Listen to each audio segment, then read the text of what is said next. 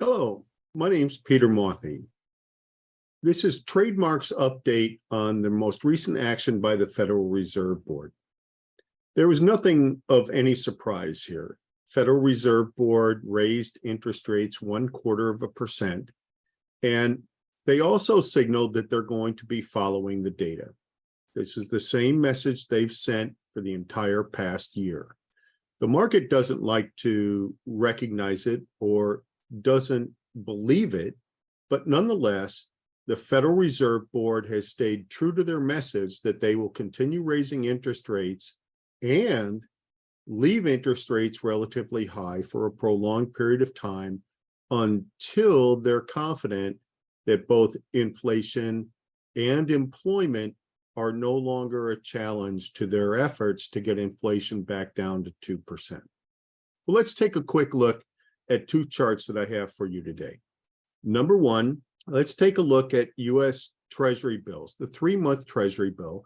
Now, I'm only using this chart today because I don't have an actual chart that's timely for the Fed funds rate that the Fed controls directly. However, 3-month Treasury bills closely mimic that rate. And you can see the amazing path that the Fed has raised rates from early 22 to present, going from 0 to 5.5%. Now, this is important. This 5.5% is important. And this is why on this chart, I shaded this zone in yellow. And this zone has historically been a very important zone between about 4.75% and 5.5%. Now, let's take a look at a little bit longer term view of why this level is fairly important. Look, this chart is of the federal funds effective rate, which is very similar to the chart that we just saw. And the shaded yellow zone that I have here on this chart is the same zone as I highlighted on the shorter term chart. This goes back to 1970. And you can see here that this zone tends to be either a floor or a ceiling. And so let's start at the left-hand side of this chart. Interest rates come down towards this zone, and it becomes the end of declining rates, and then rates go back up. So this highlighted zone becomes a floor. Then in the late 1970s or mid 1970s, interest rates came down again into this zone, and that became the floor. And then, of course, interest rates skyrocketed from there. But time and time again, interest rates came down toward the zone, and that became the floor. Then finally, in the early 1990s, interest rates came down through that floor.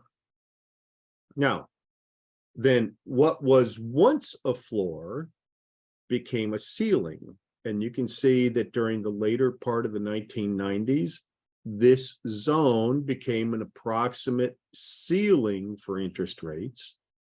Again, just prior to the financial crisis. And you can see from 2003, when the market recovered from the tech bubble, interest rates rose and stayed here for a prolonged period of time before then declining during the financial crisis.